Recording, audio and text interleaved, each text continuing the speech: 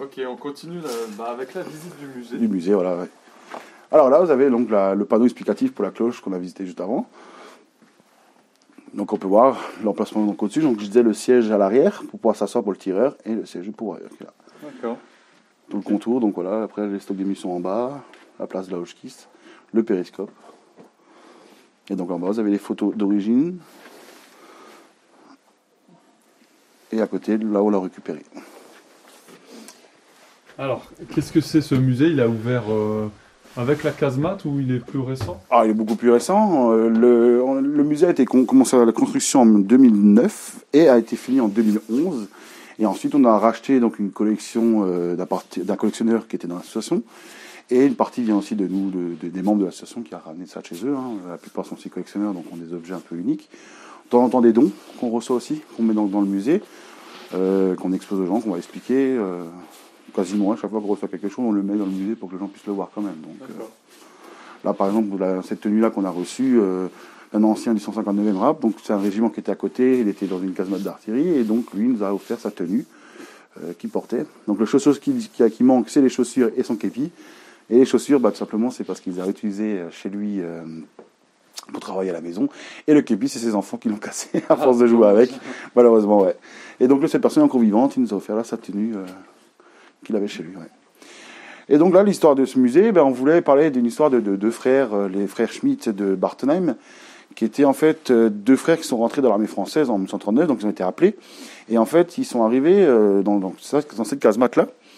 Donc on a vu représenter ces deux frères voilà, avec leur tenue de sortie, pas tenue de combat. Donc c'est quasiment la même chose, hein, c'est juste qu'il n'y a pas d'équipement, des choses comme ça dessus. Et eux, ils arrivaient, et donc ils évacuaient les villages.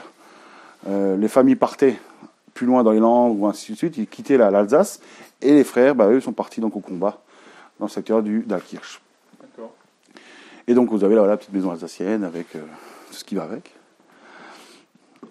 On a ici donc la période quand ils sont arrivés dans les casemates dans le secteur, donc la période de rôle de guerre où il n'y avait pas grand-chose pour l'instant, où l'ennemi n'a pas attaqué et que nous non plus. Donc il fallait s'occuper le plus possible. Donc mise en place de queue de cochon avec fil barbelé. Donc le soldat en tenue de corvée, donc tenue légère en toile avec les gants cuir assez épaisses pour pas se faire du mal avec les fils barbelés. Préparer le terrain. Préparer le terrain, c'est ça, ouais. On fortifiait, on surveillait. Voilà. Et vous avez à côté, pareil, le créneau de tir d'une façade d'une casemate qu'on a reconstruit, voilà, pour montrer un peu la vie du soldat.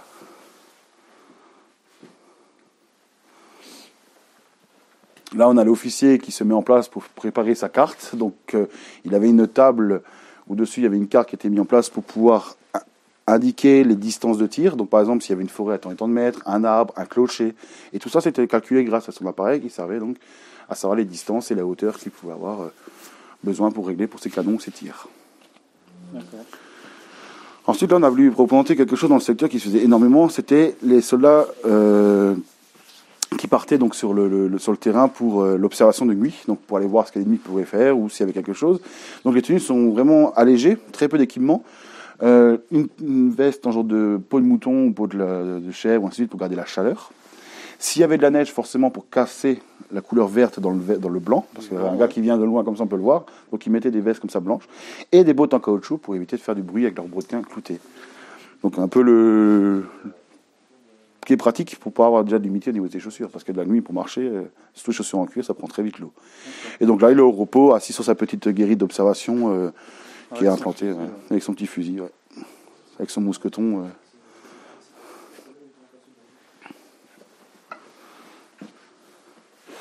Donc pour revenir pour l'histoire de ces deux frères, les deux frères Schmitt, en fait, donc ils étaient ici à la casemate et ils ont combattu pareillement sur le secteur de la casemate du Feim, mais dans la forêt du Rouge Gazon, donc dans la colline du Rouge Gazon. C'est là où il y a eu vraiment le plus gros combat parce qu'ils ont eu l'ordre de quitter la casemate avant que les Allemands arrivent. Ils sont partis sur la ville d'Alkirch. Ils sont restés une journée là-bas pour les manger. Ils sont repartis et 1 heure après qu'ils étaient partis, les Allemands arrivaient derrière eux. Et donc ils ont continué à marcher jusqu'à Rouge Gazon, là où tout le monde s'est retrouvé. Quasiment tout le secteur s'est retrouvé là-bas et ils ont combattu vraiment là au-dessus.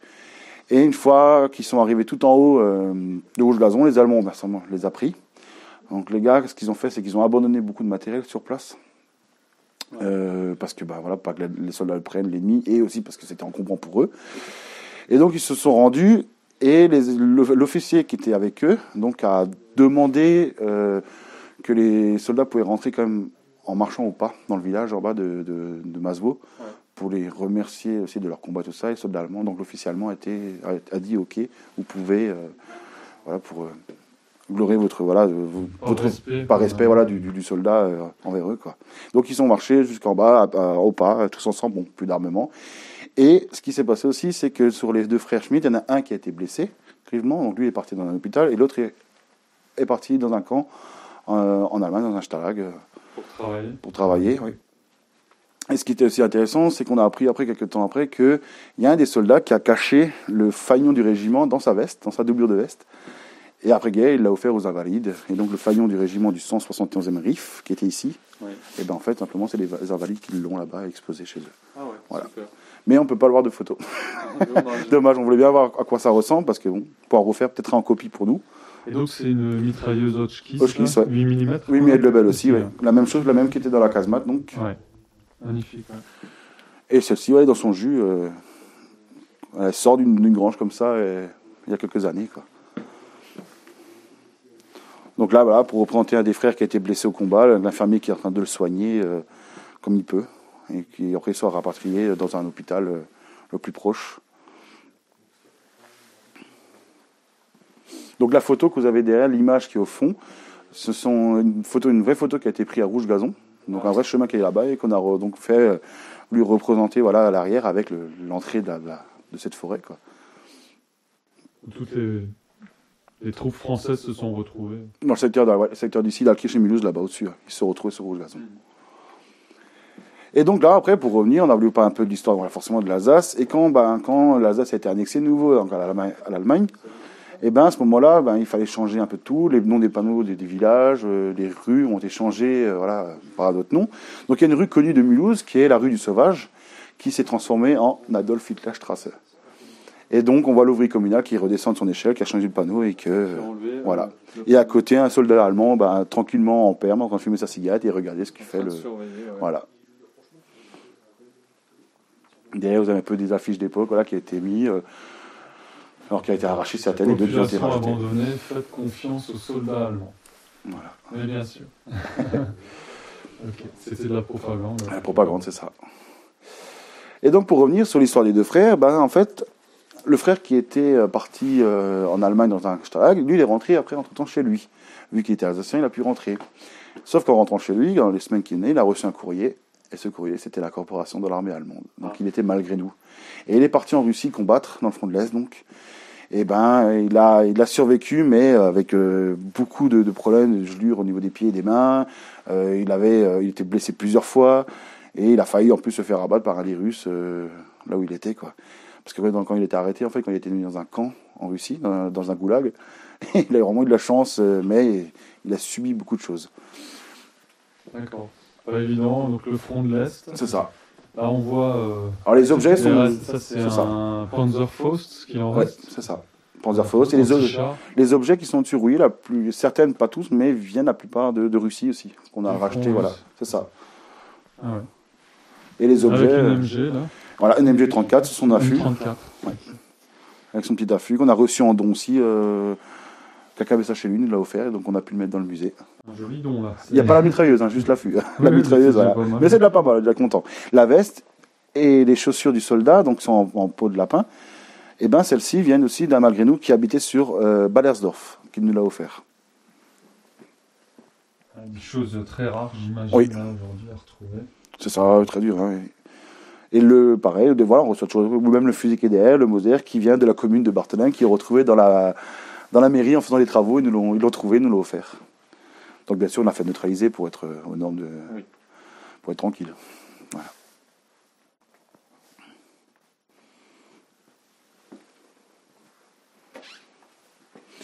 Et donc le frère qui est parti dans l'hôpital, lui il est ressorti, et entre-temps, il a commencé à voir que la plupart étaient incorporés dans l'armée allemande, et lui il voulait pas, il avait peur d'y être.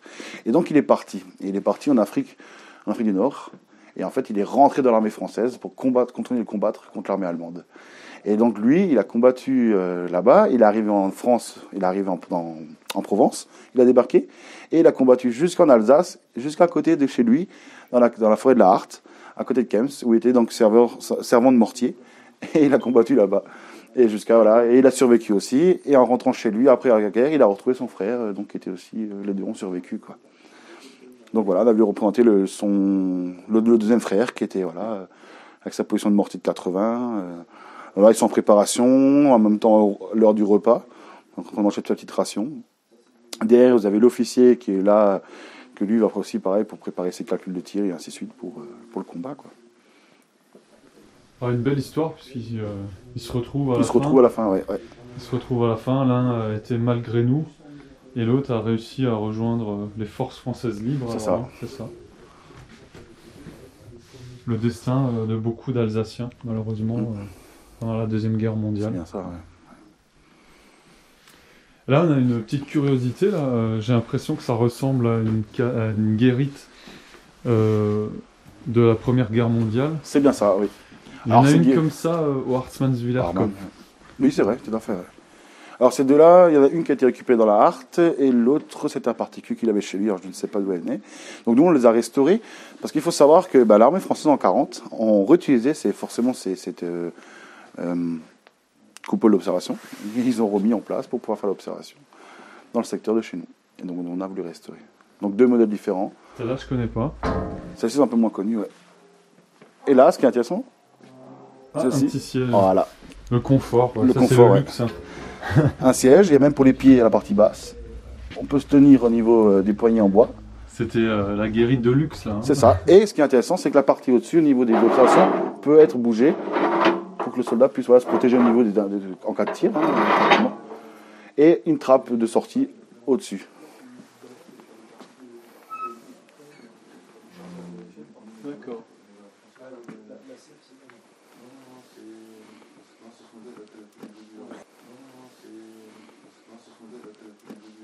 Donc voilà, les petites vitrines aussi. Un petit peu de matériel. Un peu de matériel, ouais. Du matériel médical. Alors il y a beaucoup de matériel, voilà, du secteur quand même. Il y a des objets de collection privée, des membres par l'association, donc un peu de médical, seringues, choses qui font bien peur, avec les belles aiguilles. On a des choses un peu plus illicites, du style un peu de la morphine ou de l'éther, ou même de la cocaïne d'époque, bon, qui n'est plus, qui ne fonctionne plus maintenant. Ouais, bon, après, vaut mieux, au moins on est tranquille avec ça. Et là, quelques objets du soldat, le quotidien, les cartes gravées, ça c'était quelque chose qui faisait énormément pour s'occuper, ils gravaient leurs cartes, vous avez les plaques d'identité qui sont avec leur nom dessus. Et ce qui est intéressant, là, par exemple, celui-là c'est un petit lot, donc le quart plus la gamelle et la plaque appartient au même soldat. Donc c'était un chasseur alpin, un des chasseurs alpins. 13e régiment de chasseurs, sûrement. C'est ça. La partie en dessous, c'est des objets qui viennent donc du secteur d'ici. C'était des reliques qui a pu très bien servir à la casemate. Donc les scies, les caisses pour les mortiers. On a le chargeur, la petite mire et la barre qui est derrière sert en fait à mettre sur le FM 24-29, le fusil mitrailleur. Et on pouvait faire de l'anti-aérien grâce à ce fusil mitrailleur. Et donc ça, c'est sorti d'ici. C'est une mitrailleuse qu'on pouvait mettre en jumelage aussi ? Le FM-29 ? Non, ça c'est la Rebel. C'est la Rebel, ouais. Et c'est un fusil mitrailleur, pas une mitrailleuse, pour le FM-29. Ouais. Et la Rebel, c'est une mitrailleuse. Ouais. Donc là, c'est des objets qui sont au-dessus, donc on verra mieux de l'autre côté, que c'est à part la canne forcément. Mais là, donc ça, c'est des objets qui viennent des soldats du 160e RIF. Et donc on a récupéré ces objets-là et on a mis dans la vitrine. Donc la canne d'un des soldats qui l'a sculpté lui-même. La partie en dessous, on a voulu montrer un peu ce qui était plutôt la période 44, donc en Alsace. Donc par exemple, dans la forêt de la Harte, c'est ce qu'on pouvait retrouver les mines en verre, les mines en bois. Celles-ci, c'est les mines mondissantes allemandes, avec les allumeurs dans leur petite boîte. On a aussi la fabrication fin de guerre, les grenades à manche fin de guerre avec un parti bois et béton. Donc vraiment, là, c'était les toutes dernières, il fallait fabriquer ça rapidement, donc ils ont fabriqué comme ça. Et donc c'était vraiment utilisé, on en trouve un peu en Alsace, le reste du temps c'est vraiment en Allemagne qu'on trouver. Et là vous avez la lance d'un Flammenwerfer, donc un lance-flamme allemand. Ah oui. Une arme terrible, ouais. Oui. Et en dessous, vous pouvez voir donc de l'équipement, genre du fusil, de la munition et de la bande de mitrailleuse Hotchkiss. Et ben tout ça vient du secteur où le régiment qui était donc du 61e RIF s'est rendu à Rouge Gazon. Voilà. Et donc on a reçu ça par un monsieur qui a retrouvé ça dans un trou et qui nous l'a offert à l'association.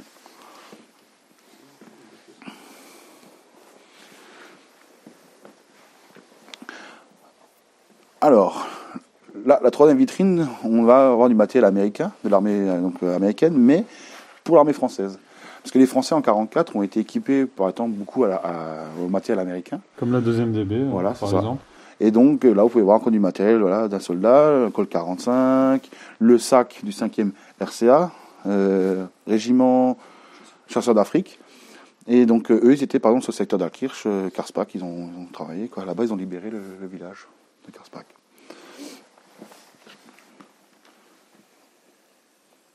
La partie en dessous, c'est du matériel allemand, donc l'équipement d'un soldat allemand, donc en 1940 ou 1944. Il manque la paire victime, non? Ah oui, ouais. Alors, vous avez un casque allemand, un peu d'équipement, le kit de nettoyage pour l'armement, les paires de lunettes dans leur petite boîte. Et là, ce qui est intéressant, vous avez la boîte de chocolat, datée 1939. Ah ouais. Donc on retrouve la boîte, le fabricant existe encore, la boîte ils font toujours le même modèle, sauf qu'il n'y a plus la date au milieu. Voilà. Le petit beurrier à côté, la gourde, les gamelles, le livre de chant, le tabac. C'est du plastique? C'est un bakélite. Ah ouais. C'est une boîte en bakélite orange, et après il y a différentes couleurs aussi. Ça c'était le fabricant qui avait par rapport à ce qu'il avait comme matériel, quoi. La partie en dessous, c'est plus la partie occupation donc, de l'Alsace. Donc là, c'est des objets qui viennent d'Alsace, de tout le secteur de chez nous, surtout le Haut-Rhin. Un casque de la Lutzschutz, donc de la protection. Cela s'occupait en cas de bombardement, de protéger les civils et tout ça, ou alors pour les travaux en cas de bombardement. Les documents, les journaux, vous pouvez voir le Mulhouse. Hein. Et le drapeau, par exemple, celui-là vient de la mairie de Guebwiller. Donc c'était un drapeau qui était accroché dans la mairie, il y en avait deux, et le portrait d'Adolf Hitler qui était accroché avec, qu'on peut retrouver sur le petit cadre qui est là.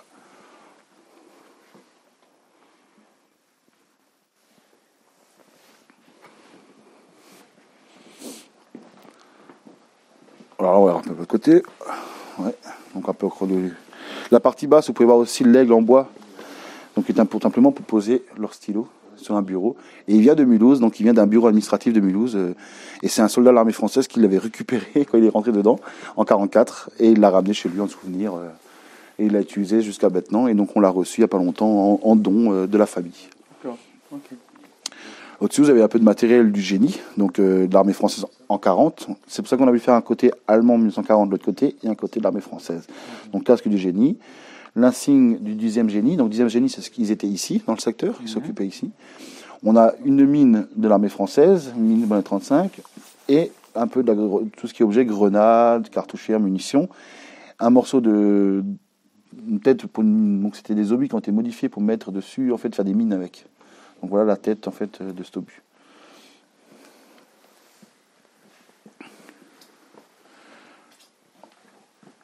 La deuxième vitrine, avec donc le matériel du 160e RIF. Donc voilà, 2 képis, un cendrier avec l'insigne directement dedans, qui est cool au fond, et l'assiette, pareil. Donc il y a différentes assiettes avec des couleurs différentes, bleu, rouge et même du vert. Et donc c'est des assiettes pour les sous-officiers, pour leur cantine à eux.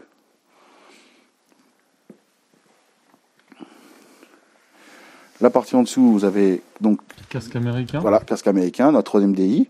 Donc ça, c'est poche de Colmar. Voilà, celui-là, il a pris, je pense, un gros éclat d'obus. Et tout ça, là, il y a du secteur. Vous avez une mine bondissante américaine, pareil, qui s'est pris un éclat. Ouais. J'ai trouvé un socle comme ça un jour, à côté d'une casemate ligne Maginot à Chalampé. Oui, Chalampé, ça m'étonne pas. Les Américains ont dû miner le secteur, et il restait encore juste la partie basse. La partie basse. Ça, il y en a pas mal encore. Ça, chez nous aussi, c'est régulier, ça.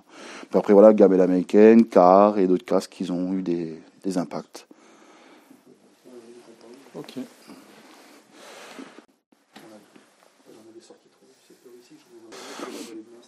Donc là, vous avez pareil matériel médical, donc les casques, équipements, bouteilles, vous avez les petites flacoles de désinfection, les pansements.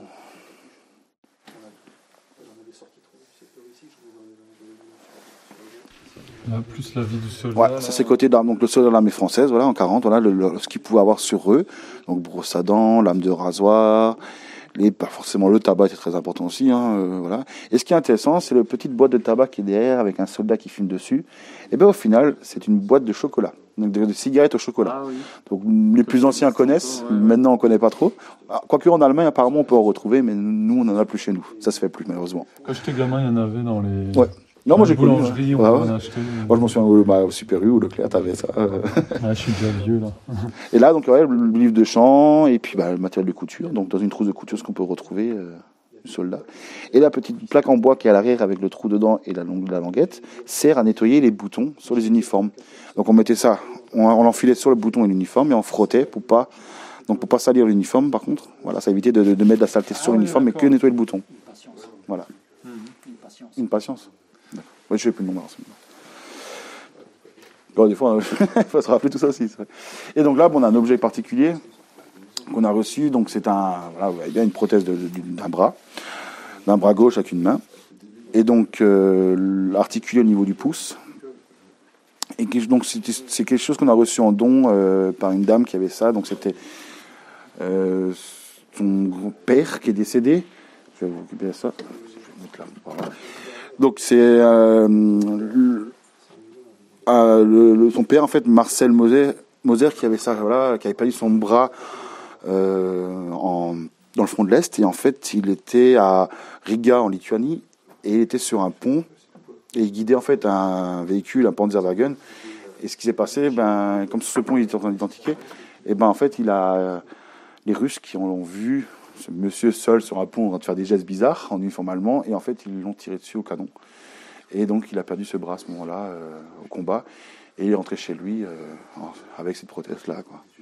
Et donc il est décédé dans les années 50, c'est resté dans la famille, et puis voilà, c'est quelque chose qui est particulier. On l'a reçu pour montrer aux gens quand même, voilà, la violence de la guerre et ce qui a pu se passer, voilà, pendant ce conflit. Les mutilés, les mutilés. guerre, Hein.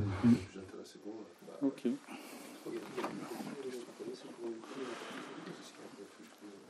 Donc voilà, ouais, c'est ça. Là, tu vois, il y a les rotules de cloches. Ouais. Et c'est un uniforme qui est sympa aussi, là, qu'on a reçu.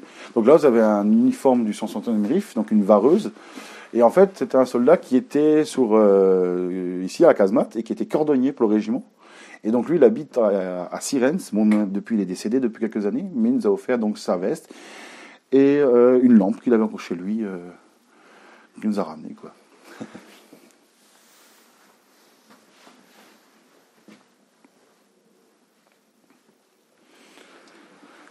Là, on a quelque chose qui est pareil, particulier. Un canon, un 2 cm flag. Donc, c'est un canon qui est monté sur un gros affût, qui est très dur à trouver. Et donc, le canon, le chargeur et le siège est d'origine du même lot, du même canon, quoi.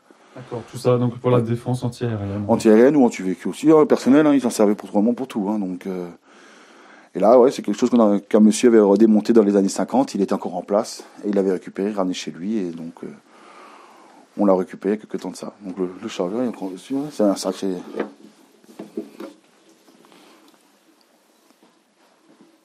morceau. Hein. Ouais. Et il est daté 1940.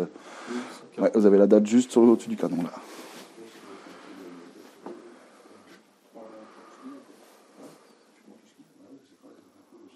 Et donc pour finir, la petite vitrine d'objets qui est un peu particulier. Donc on a, voilà, par exemple, le monsieur qui est reçu au tout début la vareuse du 154e grappe, et c'est lui, voilà. Alors la tenue n'est pas la même, parce qu'il y a forcément, il y en a eu plusieurs dans la période, hein. Il y avait quasiment 3-4 uniformes différents. Et voilà, donc une photo de lui avec son insigne et son écusson du Haut-Rhin qui s'avait sur le bras. Un casque de l'artillerie, quelques têtes d'obus de 75. La partie basse, on a un casque du génie, voilà. Un peu d'équipement de matériel aussi, voilà, munitions, d'entraînement, lampe de poche, masque à gaz, voilà. Morceaux de verre, de lampes Maginot. Là, vous avez un peu autre chose, donc c'est des casques. Vous avez un casque tout simplement de motocycliste, donc avec un bourrelet ou pour les conducteurs de chars, ainsi de suite. Ouais. Et celui à côté, c'est un DCA. Donc c'est quasiment le même. Bon, le bourrelet peut changer, il peut être plus fin ou plus gros, mais sur les côtés, vous avez en fait une ouverture au niveau des oreilles pour pouvoir mettre le casque pour le combat, pour mettre un casque pour pouvoir recevoir les ordres, ainsi de suite. Et les écouteurs. Oui, c'est vrai que le casque. Donc ce modèle, il ressemble à celui qu'avait le général de Gaulle quand on le voit dans un char Renault. Oui. Ça y ressemble en tout cas. Il a même pu avoir l'autre à côté aussi. Des fois, ça arrivait que les officiers avaient refusé l'autre aussi pour les écouteurs, pour qu'ils puissent les mettre. Et là, pareil, on a quelque chose donc des petits objets qui sont banals, mais qui est sympa comme à voir. Voilà, on a par exemple un morceau de carrelage de la cuisine du Métriche. C'est quelque chose qu'on a reçu par un ancien qui était là-bas. Une serrure de porte de casemate, des plaques de caissons de munitions et un fanion. Alors, il n'est pas très très joli, ça je m'en doute bien. On peut voir sur le fanion 371e. Donc c'est un fanion de l'armée française de 1940, un fanion du 371e RIF, et eux ils étaient où? À Oddmersheim, voilà, dans le village d'Oddmersheim, donc juste à côté. Et ils ont combattu avec le 160e RIF, ou ça, à Rouge-Gazon, tout simplement. Et lui, le soldat qui l'avait, en fait, ce fanion-là, ne voulait pas forcément que les Allemands le prennent, parce que ça c'était des trophées de guerre. Ce fanion a été enterré dans un talus de terre, et puis il est resté là pendant des années à pourrir. Et donc on a un monsieur qui l'a retrouvé et qui nous l'a offert à l'association. Sympa. Ouais. C'est une relique. Hein. C'est ça.